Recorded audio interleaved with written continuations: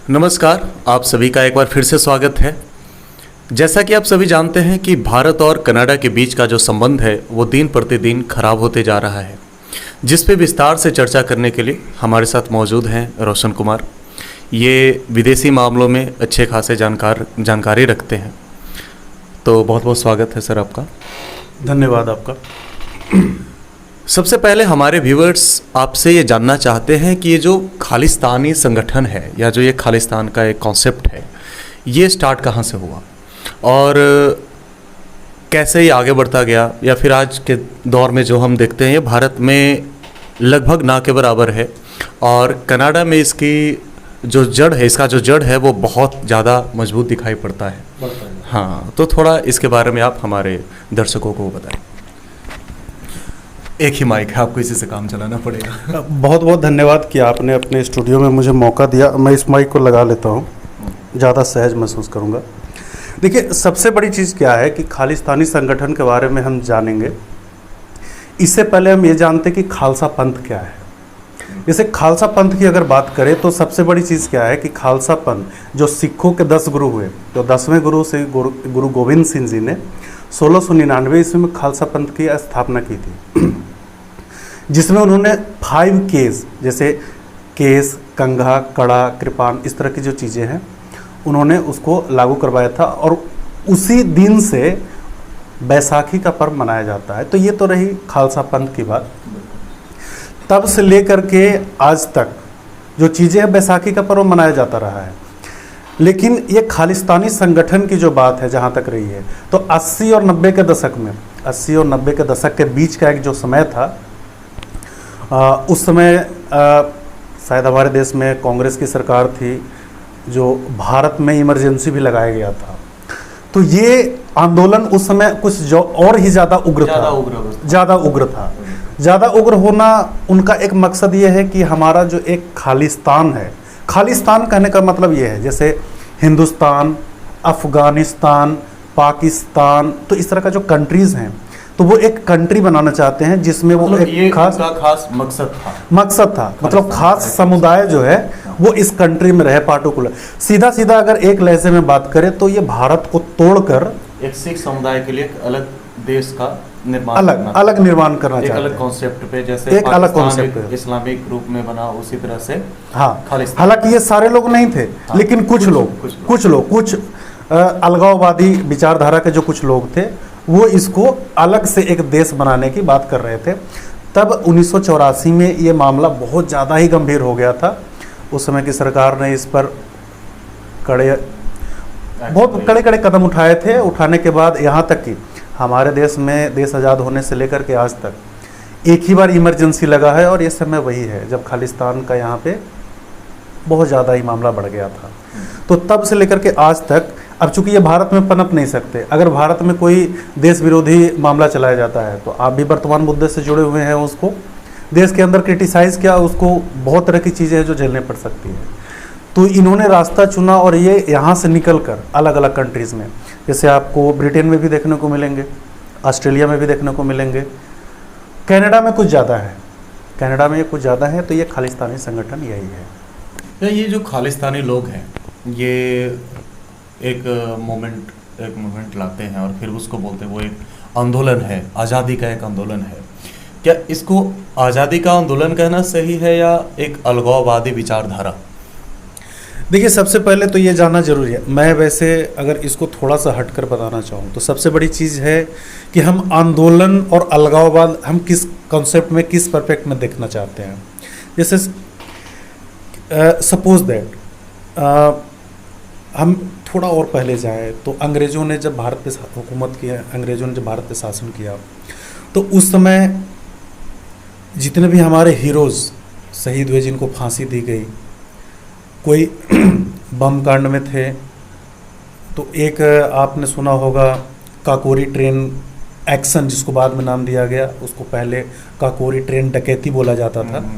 तो इस तरह की जो चीज़ें हैं वो हम बिल्कुल उसको, क्योंकि हम एक मूवमेंट कर रहे थे, हमारे लिए वो एक आंदोलन था, हमारे लिए एक वो एक ब्रिटिशर्स के आंदोलन लिए था। वो तो हमें वो क्रांतिकारी आतंकवाद के नाम वो से हमें जाना। आतंकवाद के नाम से जानते हैं। हाँ। देश के अंदर जो चल रही चीज़ें हैं, देश के अंदर जो चीज़ें हैं, ये बिल्कुल ये अलगाववाद है और इसको हमारे देश को जैसे ये तोड़ने की बात जैसे है। कश्मीर के कुछ हमने क्या है कि हमने किसी कंट्री को उपनिवेश नहीं बनाया है, हाँ। किसी को कॉलोनी नहीं बनाया हमारे है। concept हम ऐसा नहीं है कि हम अफगानिस्तान के अंदर हुकूमत कर रहे हैं और अफगानिस्तान के लोग यहाँ पे आकर के और आंदोलन कर रहे हैं और लड़ाई लड़ रहे हैं, ये बिल्कुल नहीं है। देश के अंदर ही देश के लोग इसको तोड़ रहे हैं।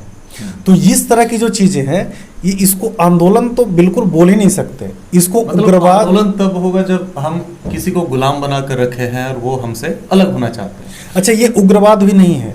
उग्रवाद कहने का जैसे आपने सुना होगा छत्तीसगढ़ के कुछ इलाके या फिर कुछ बिहार के भी ऐसे इलाके हैं, संगीन इलाके, जहाँ पे उग्रवादी घटनाएं घटती रहती है।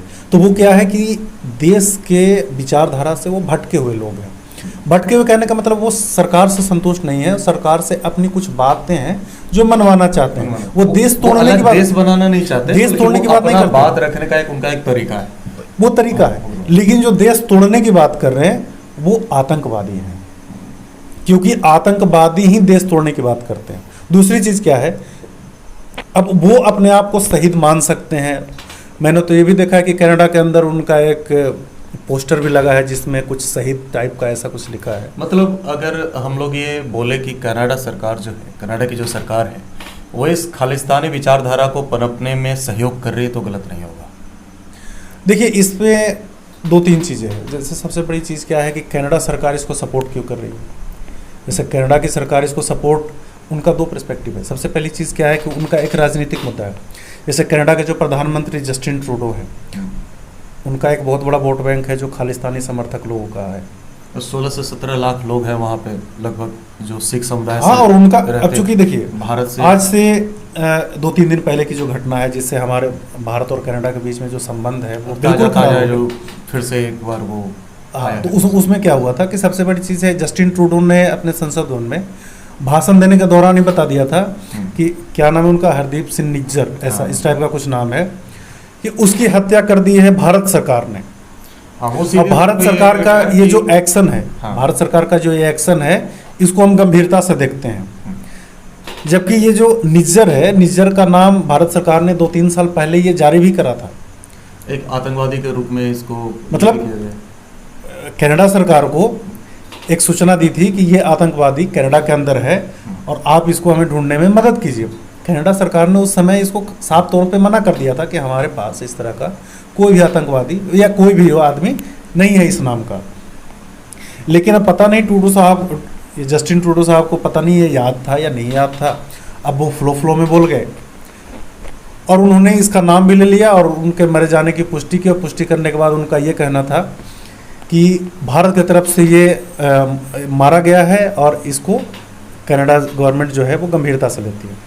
अच्छा, इसमें सबसे बड़ी चीज़ क्या है कि चूंकि राष्ट्राध्यक्ष के द्वारा जब इस तरह के दिए हुए बयान हैं, हालांकि उनके ही संसद भवन में कुछ लोगों ने इसका बताया कि इसका सबूत क्या है, आप जो ये बता रहे हैं इसका क्या सबूत है, तो हालांकि सबूत तो दे नहीं पाए, लेकिन उनका जो एक बयान था, जैसे देखिए एक बात बताता हूँ, भारत के अंदर बहुत लोग हैं, बहुत तरह के लोग हैं जो सरकार के साथ बोलते हैं, सरकार के खिलाफ बोलते हैं, लेकिन उनके बातों का बहुत ज़्यादा फर्क नहीं पड़ता। लेकिन यही अगर राष्ट्राध्यक्ष, अगर हमारे देश के कोई विदेश मंत्री या फिर हमारे देश के प्रधानमंत्री या हमारे देश के गृह मंत्री अगर कोई भी एक बयानबाजी करते हैं, हाँ, तो उस बयानबाजी को बहुत ही गंभीरता से लिया जाता है। बहुत बड़ा एक मायने होता है, क्योंकि खालिस्तान का मूवमेंट आज नया नहीं चल रहा था। खालिस्तान का मूवमेंट बहुत पहले से डिफरेंट कंट्रीज में चलता रहा है, जो हमारे सोशल मीडिया पे देखने को मिल जाता है। लेकिन ये मामला इतना ज़्यादा गर्म क्यों हो गया? क्योंकि वहाँ के राष्ट्राध्यक्ष ने इस चीज़ को उठाया, और राष्ट्राध्यक्ष ने सिर्फ उठाया नहीं, क्योंकि उस राष्ट्राध्यक्ष को ये भी पता है कि खालिस्तान जो है वो भारत को तोड़ने की बात कर रहा है, भारत को तोड़ने की बात कर रहा है। बिल्कुल। हम लोग ये जानना चाहेंगे कि इन सब के बीच में भारत की मजबूती क्या है, भारत किस जगह पे खड़ा है अभी? देखिए, सबसे बड़ी चीज़ क्या है कि भारत किस जगह पे खड़ा है, इसको जानने से पहले हम 8-10 साल पीछे जाते हैं। देखिए, वैदेशिक संबंध, मैं अभी फिर से कह रहा हूँ कि वैदेशिक संबंध जो है वो बदलते रहते हैं। बदलते कहने का मतलब ये है कि आपका एक आज जो जिसके साथ संबंध अच्छा है, जरूरी नहीं कि कल उसके साथ अच्छा ही हो। लेकिन वर्तमान पर्सपेक्ट में अगर इसको देखना चाहेंगे तो भारत के साथ जो संबंध है, वैदेशिक संबंध, वो हर कंट्री के साथ लगभग एक दो कंट्री, अगल बगल के कंट्रीज़ को, जिनका विश्व पटल पर कोई मायने नहीं रखता, मैं नाम नहीं लेना चाहूँगा, ये बगल का कुछ जैसे पाकिस्तान है, तो इसके साथ हमारा अच्छा ना होना या होना ये बहुत ज़्यादा मायने नहीं कोई रखता। फर्क नहीं पड़ता, कोई फर्क नहीं पड़ता। नहीं, मतलब मैं वहाँ के लोगों क्या ये कनाडा जो है वो हमारे साथ रिश्ते खराब करके कनाडा खुद ज़्यादा परेशानी में जाने वाला है या हम उससे ज़्यादा परेशान होने वाले हैं? तो हमें तो इतना ही समझ में आ रहा है कि हम एक बढ़ती अर्थव्यवस्था है, दुनिया के 5वें नंबर पे आ गए, कनाडा बहुत दूर है 25वें 26वें नंबर पे। तो क्या ऐसे में कनाडा को एक सही निर्णय नहीं लेना चाहिए? देखिए, सबसे बड़ी चीज़ क्या है कि आपने सही कहा कि हम दुनिया की 5वीं सबसे बड़ी अर्थव्यवस्था बन गए हैं, और इसका जो फैसला है, जैसे वर्तमान में भारत अगर कोई भी फैसला लेता है, चाहे वो आर्थिक हो या राजनीतिक हो या किसी भी तरह का फैसला हो, वो विश्व लेवल पर उसका एक प्रभाव देखने को मिलता है। जैसे आपने कुछ दिन पहले सुना होगा कि रसिया और यूक्रेन के बीच जो युद्ध चल रहा था, लेकिन नेचुरल गैस भारत रसिया से लेता रहा। अलग अलग कंट्रीज, यूरोपियन वेस्टर्न कंट्रीज ने इस पर आवाज भी उठाया, लेकिन हमारे विदेश मंत्री ने उसको धड़ल्ले से जवाब दिया। हमारी मर्जी की हम कहाँ से लेंगे? और ये बात भी सही है, हम संप्रभु कंट्री हैं, हम सोवरेन कंट्री हैं, हमारा डिसीजन भारत की मजबूती को दर्शाता है। ये सब बातें भारत की मजबूती को दर्शाता है।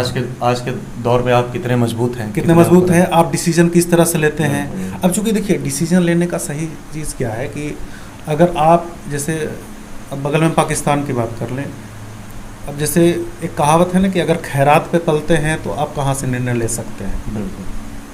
तो भारत अब खैरात बांटता है। भारत जैसे आप कोरोना के समय में अगर थोड़ा और पहले जाएं तो कोरोना के समय में आपने देखा होगा कि बहुत सारे कंट्रीज़ को हमने मेडिसिन प्रोवाइड करवाए थे, वैक्सीन्स भी प्रोवाइड करवाए थे। आपने 2-3 वीडियो देखा होगा सोशल मीडिया पे, जैसे पापुआ न्यू गिनी के प्रधानमंत्री थे, उन्होंने आकर हमारे प्रधानमंत्री को पैर छुए थे। फिर ऑस्ट्रेलिया के जो पीएम थे, मोदी इज़ द बॉस, इस तरह का कुछ चीज़ें हैं जो वो अपने कंट्री के अंदर संबोधन में बोला था। तो ये चीज़ें नई नई चीज़ें हैं जो हम पहले भारत के किसी भी राष्ट्राध्यक्ष के रूप में हमने कभी देखा नहीं, ना सुना है किसी के मुंह से। तो इस तरह की जो चीज़ें हैं वो आज भारत को एक मजबूत और ताकतवर विश्व पटल पर दिखता है। दूसरी सबसे बड़ी चीज़ क्या है कि भारत के अंदर G20 समिट का होना। आज तक भारत में G20 का समिट नहीं हुआ था, और मैं आपको बता दूं G20 पूरे दुनिया की इतनी बड़ी संगठन है कि ये 80-85% पूरी अर्थव्यवस्था को, पूरे दुनिया की अर्थव्यवस्था को, मुख्य जो अर्थव्यवस्था वाले जो देश हैं, जो बड़े बड़े वो सारे इससे जुड़े हुए हैं, उनको जोड़ लिया गया है आपस में। तो ये देश को क्या है कि भारत एक कंट्री ऐसा है आज कि पूरे दुनिया में अपना एक प्रभाव छोड़ता है। इससे कनाडा को काफ़ी नुकसान है। कनाडा ने हमारे राजनयिक को वहाँ से सस्पेंड किया था, उसके जवाबी कार्रवाई ने हमने भी सस्पेंड कर, हालांकि हमने 2-4-5 दिन का टाइम भी दिया है कि वो यहाँ से अपना बोड़ा बिस्तर लें और अपने कनाडा की ओर जाएं। और हाँ, भारत सरकार ने इस पर एक बहुत बड़ा निर्णय लिया है, और ये निर्णय भारत सरकार ने बहुत अच्छा लिया है। एक एडवाइजरी भी जारी किया है वहाँ के स्टूडेंट के लिए जो यहाँ से कनाडा रहकर पढ़ रहे थे, उन स्टूडेंट के लिए, नागरिक कनाडा में भी हैं। हाँ, और दूसरी चीज़, कनाडा के लोगों को जो कनाडा के सिटीजनशिप ले रखा था जिन्होंने, उनको भारत आना और भारत के लोगों को कनाडा जाना अगले आदेश तक निलंबित है। और अगले आदेश कहने का सेंस है, जब सरकार के पर्सपेक्ट में देखें तो अगले आदेश ये काफ़ी लंबा टाइम हो जाएगा फिर, जब ये संबंध धीरे धीरे नॉर्मल नहीं हो जाता। और ये संबंध, अब चूंकि देखिए संबंध खराब उन्होंने किया है, अब उनके तरफ से ये पहल, अब चूंकि ये राजनीतिक मामला आ गया है, वो चाहेंगे अपने वोट बैंक को खुश करने के लिए, हर कंट्री में चलता है, वोट बैंक को खुश करने के लिए लोग कुछ भी करते हैं। पैसे से बिक जाए तो बिक जाए, धर्म के नाम पे बांट देंगे, किसी धर्म को गाली दे देंगे ताकि लोग उनको नोटिस करें। अभी मैंने कुछ स्टेट के सीएम को या कुछ लोगों को मैंने सुना था, सनातन धर्म के, हाँ हाँ, कुछ लोगों ने सनातन धर्म पे मतलब गाली, मतलब बहुत ही भद्दी टिप्पणियाँ की। देश के लोग उनको जानते भी नहीं थे, लेकिन आज लोग उनको नोटिस करना शुरू कर दिया। अब अगले वीडियो में हम लोग जानेंगे कि भारत की अर्थव्यवस्था को किस तरह से ये जो रिश्ते खराब हो रहे हैं वो प्रभावित करेंगे, और साथ ही साथ एक जो धर्म के नाम पर या धर्म पे जो एक टिप्पणियाँ की जाती है अपने आप को, हाँ वो उस पर भी एक अलग से चर्चा की जाएगी। मतलब धर्म के नाम पर कुछ भी जो लोग टिप्पणी कर देते हैं उनका हाँ हाँ हाँ, बिल्कुल बिल्कुल बिल्कुल, वो धर्म को जानते भी हैं या नहीं जानते हैं, तो इस पर विस्तार से चर्चा करेंगे आगे। तो आप बने रहिए। बहुत बहुत धन्यवाद आपका भी बहुत बहुत धन्यवाद। नमस्कार।